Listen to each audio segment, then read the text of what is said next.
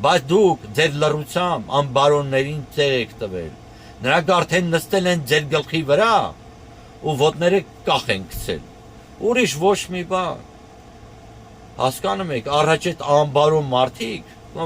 ամբարո ասելով կարող պոլիտիկա լինի, ամբարոյական կարող տրասի ագարկա լինի, տարբերություն չկա։ Դուք դրանց անկախ ու իրանից ով էլ ուզում ալեն, դրանց արտոնություններ եք տվել։ Պորնիկներին։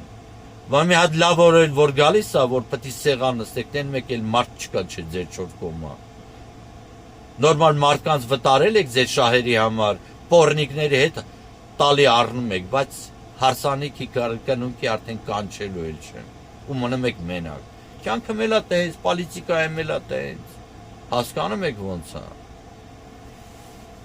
Բարոյականությունը դարել է գենաց, որ նստում չեն մեր զինվորների գենացը, բայց ինք իրա տողում պա համարա, բանակից ազատում է, բայց թանկ գենաց է ասում։ Բարոյականությունից է խոսում ինքը բոզանում է, գնում է, ծախում է,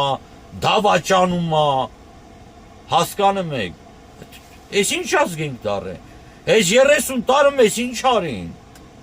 ես ինչ արին ձեր գլխին։ Մի երկու մարդ էի ճանաչում, որ հաստատ իմանում էի, որ էդի մարդ են աղբեր, որ կաթը ասում էր սպիտակա, ուրեմն սպիտակա, ուրեմն տոշնիկ այնում էր ասում էր սպիտակա։ Հիմի այդ անասուններին, որ ռաստ եմ գալիս, ասում է դե կարող է կաթը սերի գույնը լինի, էս լինի, այն լինի, փոխաբերական իմաստով եմ ասում։ Переобуваются на ходу։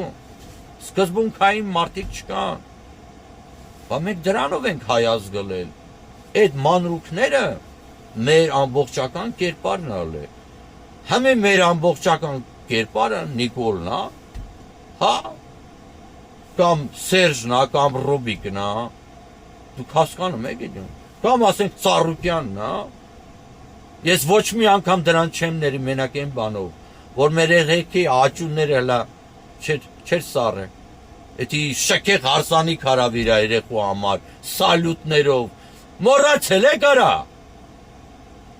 հավվի հիշողություն ունեք,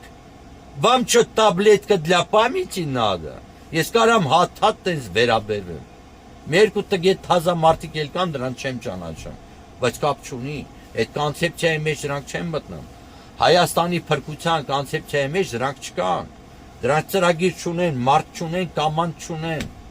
ուրեմն դա չի ստացվի, թայֆաբազություն մի կարեք, մի կսարքի կուրքեր,